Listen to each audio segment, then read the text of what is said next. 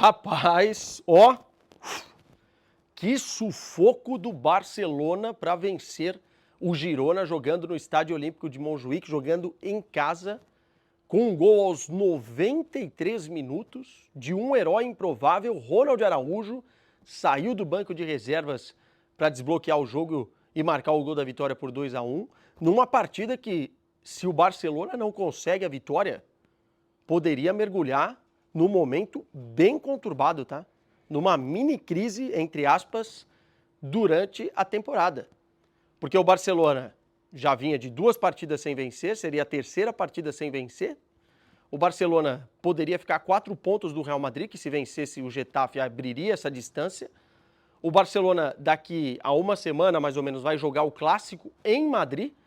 E se o Real Madrid vencesse, poderia abrir 7 pontos, o que é complexo em La Liga, esse tipo de vantagem. Então, o Barcelona precisava dessa vitória. E ela veio com tons e ar de drama, né?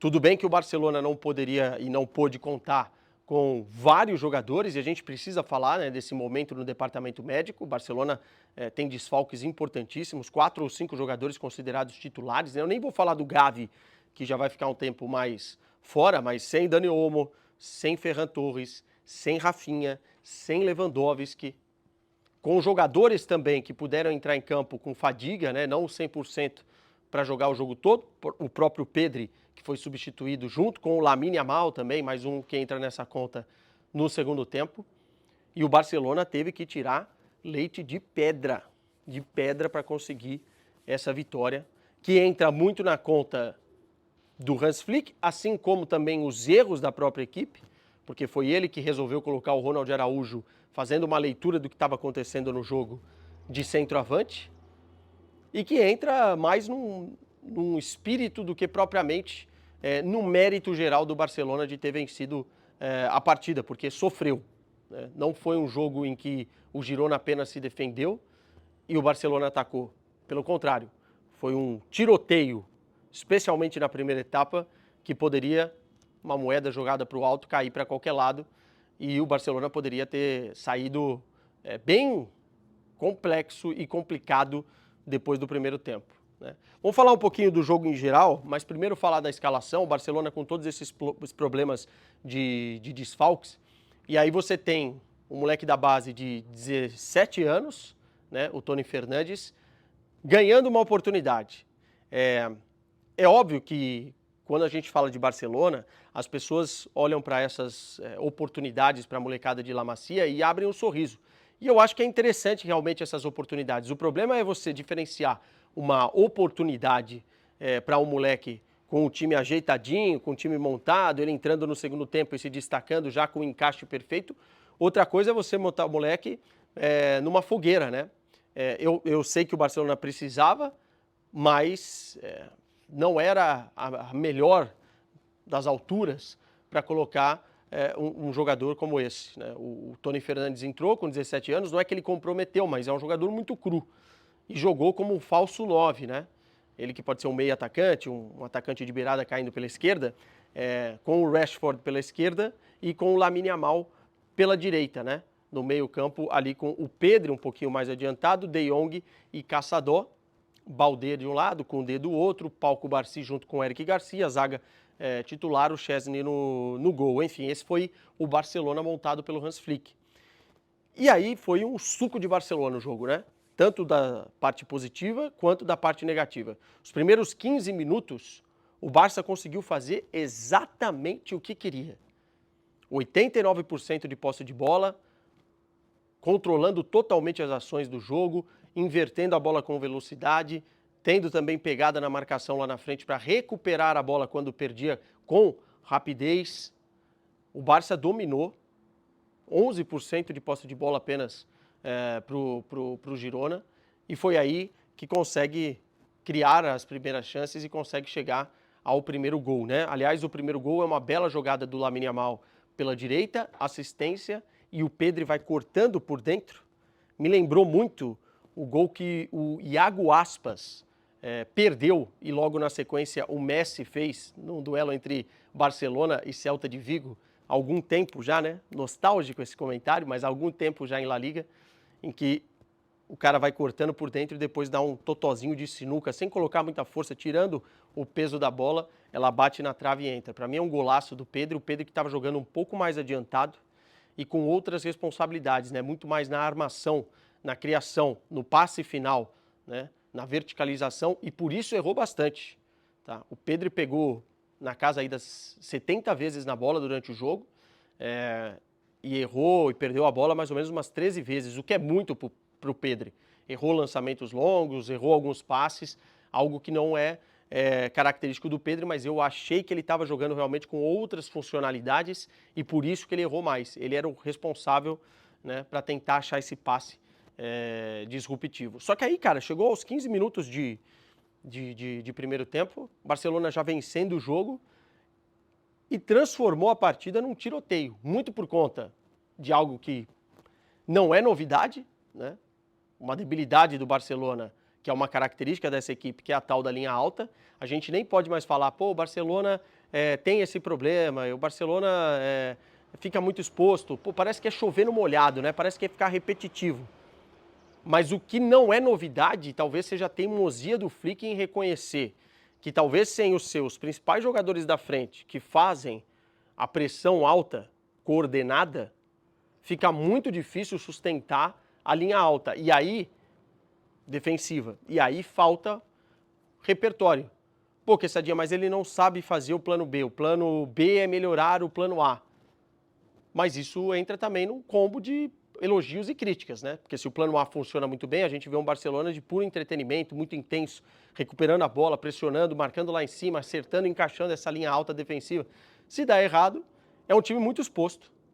E sem brincadeira, quem viu o jogo sabe, o Girona poderia ter feito 3-1 no primeiro tempo. Poderia ter feito mais do que fez. O primeiro gol do Girona sai numa bola parada, né? Uma falha de marcação da zaga do Barcelona, que corta mal. Depois, para mim, há uma falha de entendimento no lance do Lamine Yamal, porque ele, ao invés de disputar a bola com o jogador do Girona no alto, ele tenta deslocar o jogador com o braço e não consegue, o jogador ainda consegue jogar a bola lá dentro da área, e aí o Witsel dá uma bicicleta lindíssima. Já tive a oportunidade de conversar várias vezes com o Witsel, inclusive em entrevista exclusiva na época de Borussia Dortmund. É um cara muito especial dentro do futebol, assim, fala português muito bem, e além de falar português muito bem, parece que sabe chutar de bicicleta, né? Executar uma bicicleta muito bem. Um golaço do Witsel, que empata o jogo, embaralha a cabeça do Barcelona, e a partir desse momento o Barcelona erra demais e dá muitas oportunidades para o Girona. Não que o Barcelona também lá na frente não tivesse as suas, né? O De Jong perde um gol numa bela jogada criada, o Rashford coloca uma bola na trave de falta, mas o Girona perde ali 3, 4 oportunidades. O Girona termina o primeiro tempo com mais grandes chances nas estatísticas do que propriamente o Barcelona. E isso é preocupante, porque nós não estamos falando de um Paris Saint-Germain, nós não estamos falando de um Real Madrid, nós não estamos falando de uma equipe com uma capacidade técnica e uma capacidade ofensiva muito grande, nós estamos falando do Girona, que está com muita dificuldade nesse campeonato. E deu para ver também por que eles estão com dificuldade, porque o que eles perdem de gol feito é impressionante. Chega a ser impressionante os gols que o Barça permitiu que o Girona tivesse as oportunidades e os gols que eles perderam. Assim. O Koundé, muito mal no jogo, errou muito defensivamente, tanto na linha de impedimento, quanto também em passes, deu oportunidades, gerou oportunidades para o adversário. Lá na frente o Koundé começou até bem o jogo, mas depois foi caindo e para mim foi um dos piores jogadores do Barcelona. E no segundo tempo, você tem ali o Barcelona melhorando com a entrada do Firmino no lugar do Toni Fernandes, né, conseguindo encaixar melhor o meio-campo, com mais oportunidades, né? O Rashford foi jogar um pouco mais por dentro, o Firmino um pouquinho mais de lado, mas conseguindo também chutar de média a longa distância, preocupando o goleiro do Girona. O Girona não cria tantas oportunidades no segundo tempo, mas o jogo vai ficando arrastado para o Barcelona. Me parece que o Barcelona não conseguia furar a defesa do Girona e começa a jogar bola na área, né? Ou picando no corredor central ou chuveirinho pelas laterais, né? E aí deu para ver que perdeu o gás, perdeu a gasolina Lamine Yamal, perdeu a gasolina o Pedri, os dois saíram, o Barcelona perde com isso muito poder de fogo, e o jogo vai se arrastando para um drama no final. Hans Flick expulso, tem o gol, e isso é bom falar, que foi anulado do Pau Cubarsí por conta de uma falta do Eric Garcia. Eu não achei falta, eu achei que o jogador do Girona abaixa para cabecear a bola, e o Eric Garcia, como ele está subindo, ele não tem um ponto de referência, e por isso ele invade um pouco o espaço do atleta do Girona, mas aquilo para mim não é falta. Então o Barcelona já poderia ter feito o gol, é verdade, mas com muitas dificuldades, e aí tem a modificação aos 82 minutos.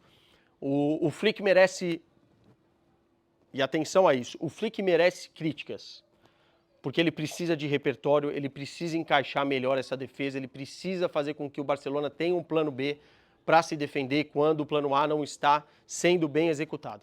Ele precisa disso, porque o Barcelona não é sempre que vai poder contar com todos os seus jogadores, e quando não puder contar com os seus jogadores, vai sofrer. Agora, ele faz a modificação que dá a vitória ao Barça, né? Ele lê muito bem o momento, que o Barça está tentando colocar a bola na área, coloca um jogador de 1,89 m, se eu não estou enganado, o Ronald Araújo em campo, e ele consegue fazer o gol numa boa jogada do Rony, que entrou muito bem também no lugar do Lamine Yamal. O Rony vai para a linha de fundo, na verdade vai para a linha lateral, dá o passe para o De Jong, o De Jong centra no meio e dá assistência para o Ronald Araújo. Um belo gol, um belo gol. O gol esse que parece que tira o grito de dentro, não só dos torcedores, né, mas também de todo mundo que estava ali. O Hans Flick, que foi expulso, não tinha ainda entrado para o vestiário, o Rafinha, que estava ali, enfim, é um gol de alívio. E tem que ser essa mesma palavra, porque se não faz esse gol, iria complicar. Iria complicar. Então o Barcelona tem um sinal amarelo ainda ligado na temporada, por conta desses problemas defensivos, por conta do departamento médico, mas é uma vitória muito, muito, muito importante. Meus caros, é isso. Beijo para vocês.